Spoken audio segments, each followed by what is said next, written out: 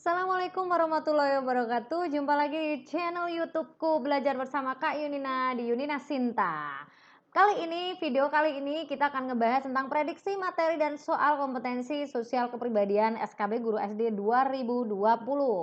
Jangan lupa klik tombol subscribe-nya dan aktifin tombol loncengnya buat dapetin notifikasi yang masuk setiap aku upload video di channel YouTube Yunina Sinta.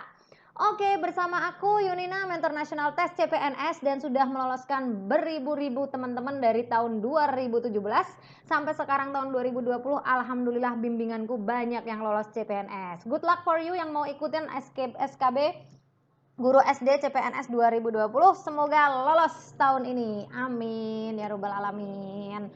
Oke, sebelum dilanjutin ke pembahasan, aku minta tolong untuk subscribe ya. Dan kalau udah nonton, tinggalin jejak kalian melalui klik like-nya. Thank you so much. Kali ini aku mau ngebahas materi dan juga nanti aku mau kasih tentang prediksi soal-soal yang akan muncul di SKB Guru SD. Bagian poin pentingnya itu kompetensi sosial dan kepribadian. Oke teman-teman, Anda sudah membaca ya tentang lampiran peraturan Menteri Pendidikan Nasional nomor 16 tahun 2007, tanggal 4 Mei 2007? Iya, benar banget. Tentang standar kualifikasi akademik dan kompetensi guru. Di mana di kualifikasi akademik ini dibahas bahwa satu, kualifikasi akademik guru melalui pendidikan formal. Kualifikasi akademik guru pada satuan pendidikan jalur formal mencakup kualifikasi akademik guru pendidikan anak usia dini, TK atau RA. Kemudian guru sekolah dasar atau guru SD yang kita nih abis ini mau ikutan SKB guru SD. Kemudian guru sekolah menengah pertama atau SMP, MTS, kemudian guru SMA, MA, guru sekolah dasar luar biasa, sekolah menengah luar biasa, dan sekolah menengah atas luar biasa. Kemudian guru sekolah menengah kejuruan atau biasa kita tahu ya SMK atau Madrasah Aliyah Kejuruan MAK. Nah, di sini ada kualifikasi akademik yang harus kita tahu sebagai guru ya. Yang pertama, kualifikasi guru PAUD, TK atau RA. Ini minimum adalah D4 atau S1 ya dalam bidang pendidikan anak usia dini, atau bisa saja psikologi yang diperoleh dari program studi yang terakreditasi. Kemudian untuk guru SD, ini kita semua ya yang mau ikutan SKB, harus memiliki kualifikasi akademik minimum D4 ya atau S1, atau bisa juga psikologi yang diperoleh dari program yang terakreditasi. Sama halnya guru SMP, SMA semua sama ya, diploma 4 dan sarjana 1 itu sama. Kemudian 2, kualifikasi akademik guru yang melalui uji kelayakan dan kesetaraan. Kualifikasi akademik yang dipersyaratkan untuk dapat diangkat sebagai guru dalam bidang-bidang khusus yang sangat diperlukan tetapi belum dikembangkan di perguruan tinggi dapat diperoleh melalui ini teman-teman, uji kelayakan dan kesetaraan. Jadi, uji kelayakan dan kesetaraan bagi seseorang yang memiliki keahlian tanpa ijazah dilakukan oleh PT ya, perguruan tinggi yang berwenang. Oke, standar kompetensi guru perlu Anda tahu karena nanti akan dimunculkan di tes SKB Guru SD 2020. Standar kompetensi guru ini dikembangkan secara utuh dari 4 kompetensi utama dan harus hafal ya. Kompetensi pedagogik, kepribadian, sosial, profesional. Keempat kompetensi tersebut terintegrasi dalam kinerja guru. Standar kompetensi guru mencakup kompetensi inti guru yang dikembangkan menjadi kompetensi guru PAUD, tadi SD, SMP, SMA ya. Nah, biar tahu bahwa sebagai guru Anda harus mengetahui yang pertama, nih ya. Karena ini kan di sini kompetensi guru TK PAUD ya, karena kita fokusnya di SD, maka kita scroll dan kita mencari yang untuk kompetensi guru SD ya. Bagi teman-teman karena ini akan muncul nanti di tes SKB CPNS. Nah, ini kita akan mulai dengan standar kompetensi guru kelas SD atau MI dari per poin kompetensi inti yang harus dimiliki seorang guru. Kita mulai dari kompetensi pedagogik. 1. Kompetensi intinya adalah menguasai karakteristik peserta didik dari aspek fisik, moral, sosial, kultural, emosional, intelektual. Dengan kompetensi guru kelas SD, Anda harus bisa 1. Memahami karakteristik peserta didik usia SD yang berkaitan dengan aspek fisik, intelektual, sosial, emosional, moral, spiritual, dan latar belakang sosial budaya. 2. Mengidentifikasi potensi peserta didik usia SD dalam 5 mata pelajaran ya, 5 mata pelajaran yang inti. Nomor 3, mengidentifikasi kemampuan awal peserta didik usia SD dalam 5 mapel. Dan yang keempat, mengidentifikasi kesulitan peserta belajar usia SD dalam 5 mapel. Ini adalah tugas guru dalam kompetensi inti yang pertama. Kompetensi inti yang kedua, menguasai teori belajar dan prinsip-prinsip pembelajaran yang mendidik. 1. Memahami berbagai teori belajar dan prinsip-prinsip pembelajaran yang mendidik terkait dengan 5 mapel. Yang kedua, menerapkan berbagai pendekatan, strategi, metode, dan teknik pembelajaran dalam 5 mapel.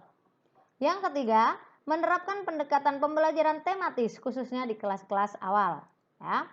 Kemudian kompetensi inti yang ketiga teman-teman. Ini semoga bermanfaat nih dan akan keluar di tes Anda semua lolos yang menyaksikan video ini sampai akhir. Amin. Mengembangkan kurikulum yang terkait dengan mata pelajaran atau bidang pengembangan yang diampu. Ada memahami prinsip-prinsip pengembangan kurikulum, menentukan tujuan 5 mata pelajaran, menentukan pengalaman belajar yang sesuai dengan tujuan 5 pelajaran. Yang keempat, memilih mata pelajaran atau 5 mata pelajaran itu yang terkait dengan pengalaman belajar dan tujuan pembelajaran. Yang kelima, menata materi pembelajaran secara benar sesuai dengan pendekatan yang dipilih dan karakteristik peserta didik usia SD. Yang keenam, mengembangkan indikator dan instrumen penilaian. Ingat, di poin 3 ini lumayan banyak ya, dari pengalaman belajar hingga penilaian. Poin 4, menyelenggarakan pembelajaran yang mendidik.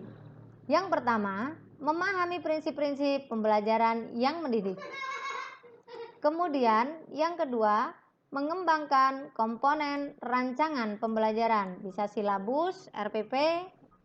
Yang ketiga, menyusun rancangan pembelajaran yang lengkap, baik untuk kegiatan di kelas, laboratorium, maupun lapangan. Yang keempat, setelah Anda membuat rancangan, menyusun, maka Anda melaksanakan pembelajaran yang mendidik di kelas, di laboratorium, dan di lapangan. Setelah itu Anda bisa menggunakan media pembelajaran ya, sesuai dengan karakteristik 5 mapel. Yang keenam, mengambil keputusan transaksional dalam 5 mata pelajaran.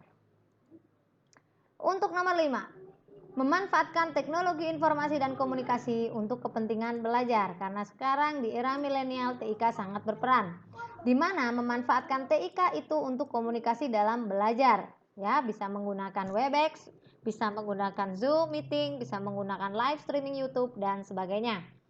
Untuk yang poin 6, memfasilitasi pengembangan potensi peserta didik untuk mengaktualisasi berbagai potensi yang dimiliki. Percuma sekolah banyak-banyak jauh bertahun-tahun tidak tergali potensinya ya. Kemudian yang pertama, menyediakan berbagai kegiatan pembelajaran yang mendorong peserta didik mencapai prestasi yang optimal. Yang kedua, menyediakan berbagai kegiatan pembelajaran untuk mengaktualisasi potensi termasuk kreativitasnya.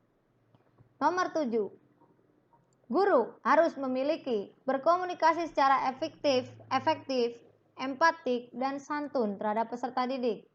Bisa memahami berbagai strategi komunikasi, bagaimana berkomunikasi dengan baik, efektif, empatik ya, sehingga bisa untuk menyiapkan kondisi psikologi siswa, memberikan pertanyaan untuk tugas siswa, bagaimana kita menggali respon anak, kemudian reaksi guru terhadap respon siswa. Untuk nomor 8 teman-teman semua, ini aku masih semangat nih, jadi teman-teman belajarnya juga harus semangat ya. Nomor 8, menyelenggarakan penilaian evaluasi hasil belajar. Bisa jadi Anda harus memahami tentang prinsip-prinsip penilaian dan evaluasi. Setelah itu Anda bisa menentukan aspek, proses, dan hasil belajar yang penting untuk dinilai, dievaluasi ya, dari 5 mapel yang kita ampu. Kemudian yang ketiga adalah menentukan prosedur penilaian dan evaluasi belajar dan hasil belajar. Yang keempat, mengembangkan instrumen penilaian dan evaluasi proses dan hasil belajar. Yang kelima, mengadministrasikan penilaian proses dan hasil belajar secara berkesinambungan. Nomor 6, menganalisis hasil penilaian proses dan hasil belajar untuk berbagai tujuan. Yang ketujuh, melakukan evaluasi proses dan hasil belajar. Di kompetensi inti yang ke-9, Anda harus bisa memanfaatkan hasil penilaian dan evaluasi tersebut untuk kepentingan pembelajaran. Intinya adalah memanfaatkan hasil-hasil penilaian tadi untuk pembelajaran. Bisa jadi untuk pertama adalah menggunakan informasi hasil penilaian dan evaluasi untuk menentukan ketuntasan belajar. Yang kedua, menggunakan informasi hasil penilaian dan evaluasi untuk merancang program remedial dan pengayaan. Yang ketiga, mengkomunikasikan hasil penilaian dan evaluasi untuk pemangku kepentingan. Yang keempat, memanfaatkan informasi hasil penilaian dan evaluasi pembelajaran untuk meningkatkan kualitas dari pembelajaran kita. Pada intinya adalah kita melakukan penilaian evaluasi tidak serta-merta hanya untuk mengukur aja nih seberapa besar anak-anak itu bisa menguasai konsep yang kita kasih. Tetapi hal yang paling urgent dan paling utama itu adalah kita sebagai guru mesti tahu nih bagaimana pembelajaran kita, oke atau tidak, baik atau enggak. Jadi untuk bahan refleksi diri. Nah, di nomor 10 ini bahan reflektif. Nah, ini nanti kaitannya dengan bagaimana kita meningkatkan kualitas pembelajaran kita sebagai seorang guru. Yang pertama, kita melakukan refleksi terhadap pembelajaran yang dilaksanakan. Memanfaatkan hasil refleksi itu untuk mengembangkan 5 mapel yang ada. Kemudian yang paling penting adalah kita melakukan penelitian tindakan kelas. Karena urgensi banget ada masalah seperti ini, gimana nih caranya, dan sebagainya. Itu tadi mencakup di atas ya. Kita udah ngebahas kompetensi inti pedagogik ya. Sekarang kita membahas tentang kompetensi kepribadian. Gue jamin deh ya, teman-teman semua yang lihat channelku ini bener-bener pokoknya tuntas pembahasannya deh ya. Jadi nanti sampai 30 video kita akan kupas tuntas, baik itu materi kompetensi, baik itu tentang mata pelajaran, fisika, IPA dan sebagainya. Jadi pantengin terus di channel ini sampai video ini berakhir, oke? Dan yang selanjutnya adalah kompetensi kepribadian ya. Dimana di sini karena berkaitan dengan kepribadian seseorang guru ya. Jadi dia harus bertindak sesuai norma agama, hukum sosial dan kebudayaan nasional Indonesia. Yang pertama di sini adalah kita harus menghargai peserta didik tanpa membedakan keyakinan yang dianut, baik itu agama dan sebagainya, suku, adat istiadat ya, gender. Kemudian di sini kita juga harus bersikap dengan norma agama yang dianut ya, hukum norma sosial yang berlaku dalam masyarakat dan sebagainya. Oke, bagaimana diri pribadi menampilkan diri pribadi yang jujur, berakhlak mulia, teladan bagi peserta didik, masyarakat, teladan bagi keluarga dan sebagainya. Ini adalah benar-benar ada kompetensi kepribadian yang harus dimiliki oleh seorang guru. Berperilaku tegas, manusiawi, berperilaku mencerminkan ketakwaan, akhlak mulia, berperilaku dapat diteladani peserta didik, anggota masyarakat ya. Kemudian menampilkan diri sebagai pribadi yang mantap, stabil, dewasa, arif, dan berwibawa. Keren nih. Menampilkan diri pribadi yang mantap, stabil, bagaimana dewasa, arif, dan berwibawa ya. Kemudian yang ke-14 adalah menunjukkan etos kerja, tanggung jawab, rasa bangga jadi guru. Jadi percaya diri jadi guru, jangan ditanya Anda cita-citanya apa. Dulu aku pengennya jadi dokter, ya gue kesangkut deh jadi guru dan sebagainya. Itu kelihatan kepaksa banget dan gak ada rasa pengabdiannya. Jadi di sini Anda harus memiliki rasa bahwa bangga menjadi guru ini adalah tugas yang mulia. Anda bisa berikan di sini ada menunjukkan etos kerja, tanggung jawab yang tinggi, bangga jadi guru, bekerja mandiri dan sebagainya. Kemudian teman-teman ini ada menjunjung tinggi kode etik profesi. Tolong nanti kode etik guru dibaca ya. Ini aku kasih clue-nya. Banyak kan nanti ini akan keluar kode etik guru ya, pasal-pasalnya dan sebagainya. Ini aku udah kasih clue loh ya. Kalau keluar nih alhamdulillah banget dan congratulations buat kalian yang lolos di tahun ini. Kompetensi sosial. Beda dengan kepribadian yang tadi. Kalau kompetensi sosial ini lebih bagaimana kita dengan lingkungan sosial ya. Bersikap inklusif, bertindak objektif, tidak diskriminatif karena pertimbangan jenis kelamin, agama, ras, kondisi, latar belakang keluarga, dan status ekonomi. Di sini bersikap inklusif dan objektif terhadap peserta didik, bisa teman sejawat, lingkungan sekitar dan sebagainya. Yang kedua adalah tidak bersikap diskriminatif terhadap peserta didik, teman sejawat, orang tua peserta didik, lingkungan ya.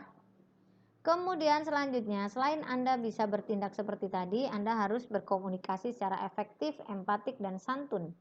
Baik itu dengan sesama pendidik, sama-sama guru rekan kerja, dengan tenaga kependidikan yang lain, orang tua dan masyarakat. Jaga benar-benar bagaimana kesopan santunan kita gitu ya. Kemudian yang pertama adalah berkomunikasi dengan teman sejawat dan komunitas ilmiah lainnya. Ingat, dengan santun, dengan sopan, ya, empatik, efektif. Kemudian yang kedua adalah berkomunikasi dengan orang tua peserta didik secara santun dan sebagainya. Mengikut sertakan orang tua peserta didik dan masyarakat dalam program pembelajaran. Jadi orang tua dan masyarakat tuh benar-benar dilibatkan gitu lah ya. Lanjut, beradaptasi di tempat bertugas seluruh wilayah Indonesia. Jadi, Anda siap untuk beradaptasi. Beradaptasi dengan lingkungan bekerja dalam rangka meningkatkan efektivitas sebagai pendidik, termasuk bagaimana kita memahami bahasa daerah setempat. Misalkan Anda nanti sebagai CPNS umum ya, Anda ditempatkan misalkan ini ya, di Riau, NTT, Lombok, dan sebagainya yang benar-benar kita nggak tahu budaya sana dan kita misalkan orang Jawa gitu ya Anda harus benar-benar bisa beradaptasi dengan baik. Kemudian melaksanakan berbagai program dalam lingkungan kerja untuk mengembangkan dan meningkatkan kualitas pendidikan di daerah yang bersangkutan. Kemudian berkomunikasi dengan komunitas ya secara lisan, tulisan yang baik. Ini kompetensi gurunya yaitu berkomunikasi dengan teman sejawat, profesi ilmiah, komunitas ya demi meningkatkan kualitas pendidikan. Kemudian mengkomunikasikan hasil inovasi itu terhadap komunitas profesi, bisa sharing ilmu, because sharing is caring ya. Jangan pintar untuk diri sendiri aja, tapi di sharing bersama dengan teman yang lain. Kompetensi profesional. Menguasai materi, struktur, konsep, pola pikir keilmuan yang mendukung mata pelajaran yang diampu. Bahasa Indonesia, memahami hakikat bahasa dan perolehan bahasa, memahami kedudukan fungsi ragam bahasa Indonesia, memahami dasar-dasar kaidah bahasa Indonesia, memiliki keterampilan berbahasa Indonesia, memahami teori genre sastra, dan mengapresiasi sastra. Pelajari dengan baik karena dimungkinkan akan keluar. Matematika, menguasai pengetahuan konseptual prosedural, trigonometri ya. Ini ada beberapa hal yang harus di aritmatika, aljabar, geometri, trigonometri, statistika, logika matematika ya. Kemudian menggunakan matematisasi dalam dunia nyata juga benar. Kemudian mampu menggunakan pengetahuan konseptual prosedural, menggunakan alat-alat peraga. Untuk IPA-nya mampu melakukan observasi gejala alam, konsep-konsep hukum ilmu, dan sebagainya. Untuk yang IPS, ini juga ada ya. Menguasai materi keilmuan yang meliputi dimensi pengetahuan, nilai, dan keterampilan, ini khusus untuk IPS. Mengembangkan materi struktur dan konsep keilmuan IPS, memahami cita-cita nilai konsep IPS, dan fenomena interaksi perkembangan IPTEX. Untuk PKN-nya menguasai materi keilmuan yang meliputi dimensi pengetahuan, sikap dalam pembelajaran PKN tentu, menguasai konsep dan prinsip kepribadian nasional dalam bela negara dan lain-lain, menguasai dan konsep dan prinsip perlindungan pemajuan HAM dan lain-lain. Oke. Di sini juga ada ya, menguasai konsep prinsip nilai moral dalam konteks kewarganegaraan dan dunia. Kemudian Anda sebagai guru di dalam kompetensi profesional, Anda juga harus bisa 5 bidang mapel ini loh ya, menguasai. Ya, memahami standar kompetensinya, kompetensi dasarnya, dan tujuan pembelajarnya. Nggak asal kita ngajarin aja, tapi benar-benar Anda menguasai 5 mapel itu. Kemudian mengembangkan materi pembelajaran yang diampu secara kreatif. Bisa memilih materi ini ya untuk perkembangan anak didik, mengolah materi 5 pelajaran ini dengan benar-benar integratif dan kreatif. Untuk yang poin 23, mengembangkan keprofesionalan secara berkelanjutan dengan tindakan reflektif tadi kayak kita buat semacam penelitian tindakan kelas, research gitu. Jadi ini memang benar-benar harus dikuasai oleh seorang guru. Melakukan refleksi terhadap kinerja sendiri, memanfaatkan hasil refleksi meningkatkan keprofesionalan, melakukan penelitian tindakan kelas, mengikuti kemajuan zaman dengan belajar dari berbagai sumber dan sebagainya ya. Kemudian 24, manfaatkan TIK bisa untuk pembelajaran ya. Ini paling penting di sini. Oke, ini yang satu materi ya. Kemudian kita menuju materi yang lainnya, yaitu kita akan ngebahas tentang bagaimana sih kepribadian guru itu mempengaruhi matematika siswa dalam belajar. Memang benar-benar sangat berpengaruh ya teman-teman. Jadi di sini aku lihat dari literatur bahwa kompetensi kepribadian guru ini kan dia masuknya ke tadi ranah bagaimana kita jadi guru yang benar-benar digugu dan ditiru ya. Seperti sistem among yang dikatakan oleh Ki Hajar bahwa ngarsa sung tulodo ing madya mangun karso tutwuri handayani. Guru itu harus menjadi contoh dan teladan. Dia harus membangkitkan motivasi belajar siswa, mendorong motivasi belajar siswa ya, dan menjadi benar-benar panutan untuk anak didik kita. Nah, ini aku kasih yang penting aja ya, yang urgensi untuk pembahasan ini tadi, kompetensi kepribadian ya, ada di sini.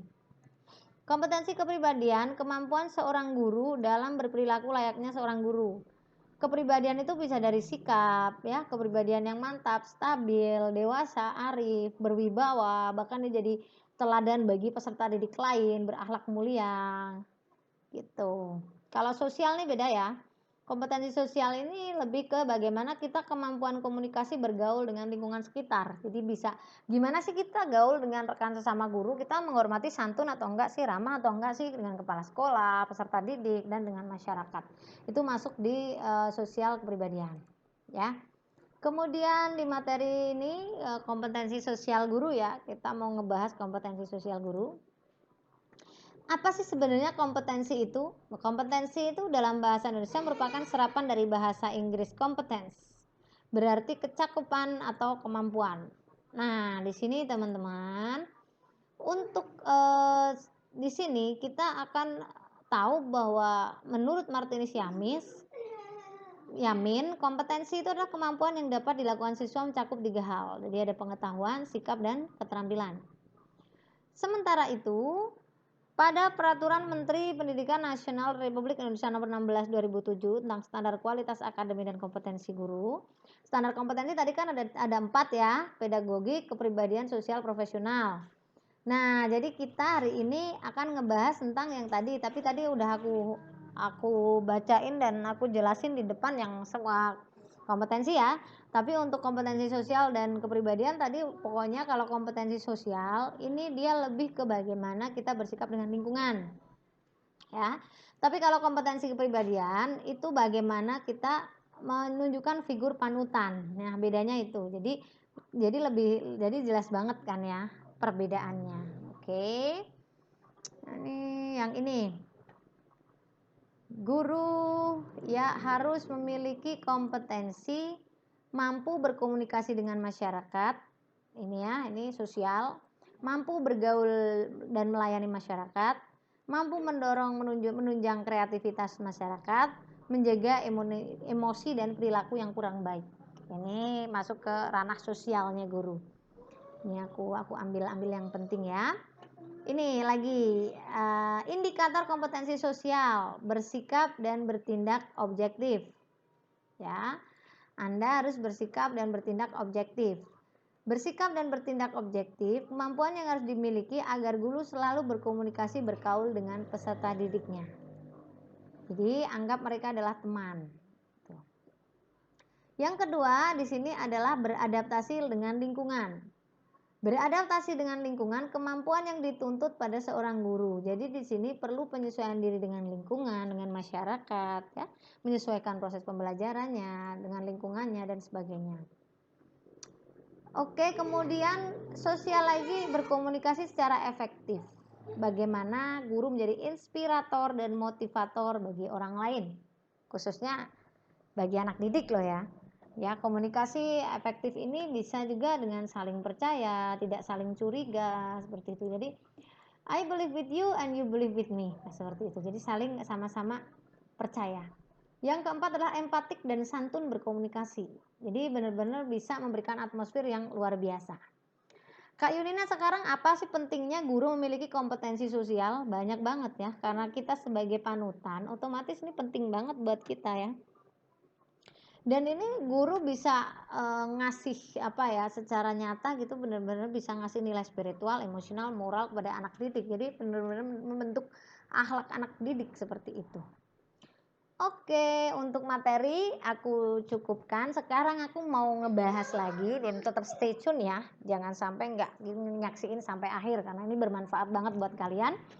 Aku langsung aja nih ya di sini aku langsung ngasih bener-bener gratis hanya ada di channel YouTubeku prediksi untuk SKB Guru SD 2020 khususnya untuk materi kompetensi kepribadian dan sosial. Ini dia. Ngelanjutin yang video yang 3 ya. Ini video 4 jadi itu secara berepisode. Silahkan untuk yang belum lihat video 1 2 3 lihat dulu video 1 2 3 jadi bertahap biar nanti dapat dapat manfaatnya karena bertahap berurutan jadi Anda tahu proses untuk belajarnya ya karena hasil tidak akan mengkhianati proses. Oke. Kita akan mulai untuk di video 4 kali ini kita akan ngebahas tentang prediksi kompetensi kepribadian dan sosial. Nomor 26. Sekolah Anda pada akhir liburan mengadakan studi tur keluar kota selama 3 hari. Dan Anda menjadi salah satu guru pendamping kegiatan studi tour itu. Sesuai rencana, rombongan studi tour akan tiba kembali di sekolah pada hari Minggu pukul 5 sore.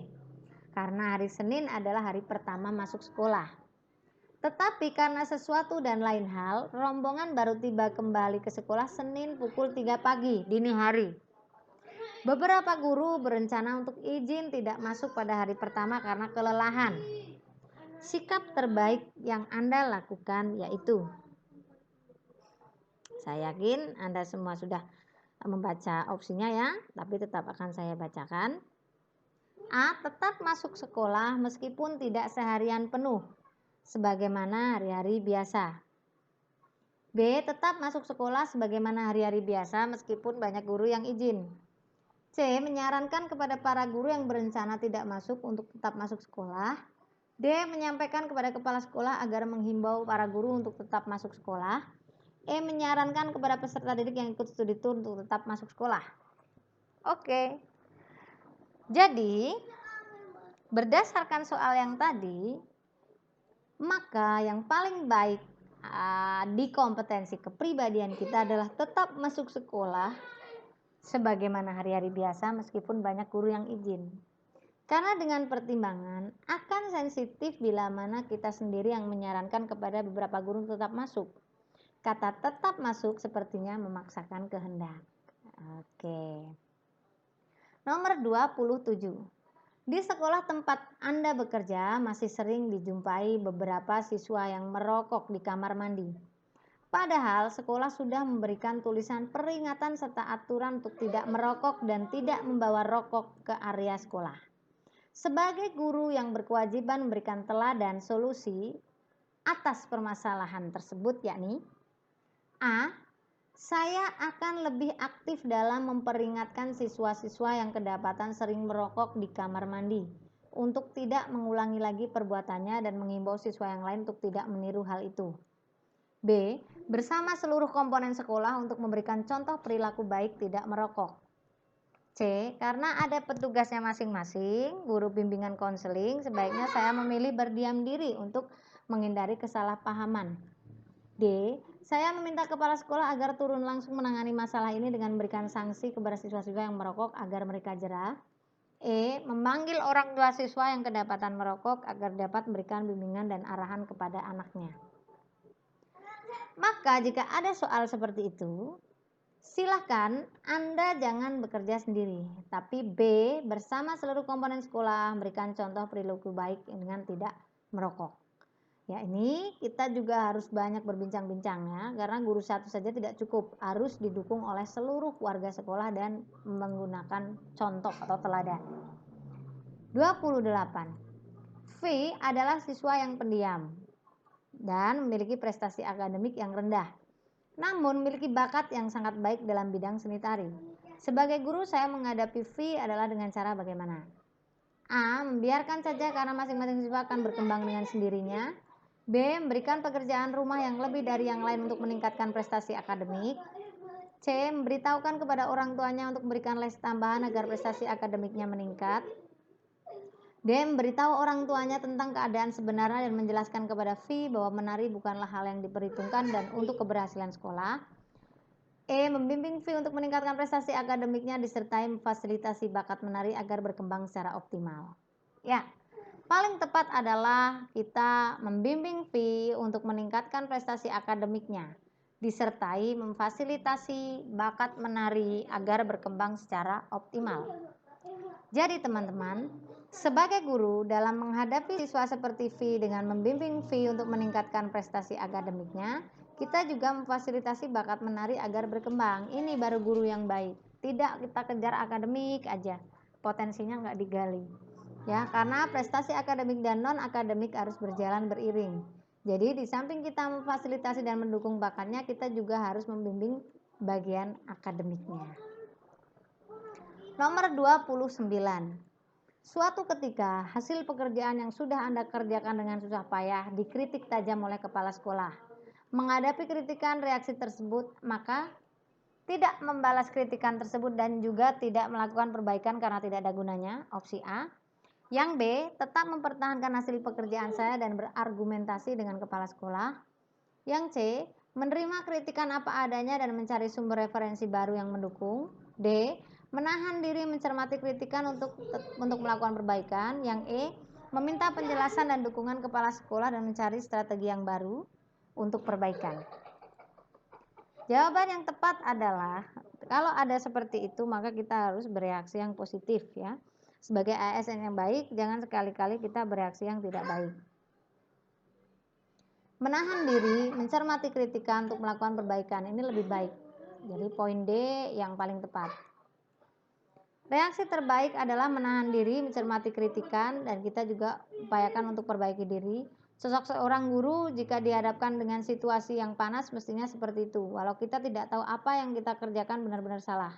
Hal ini diperkuat dengan kata mencermati kritikan. Nah, dalam statement ini kita belum tahu apakah kepala sekolah kritikannya benar atau tidak. Next, nomor 30. Anda diberikan amanah sebagai ketua panitia penerimaan peserta didik baru dengan sistem zonasi.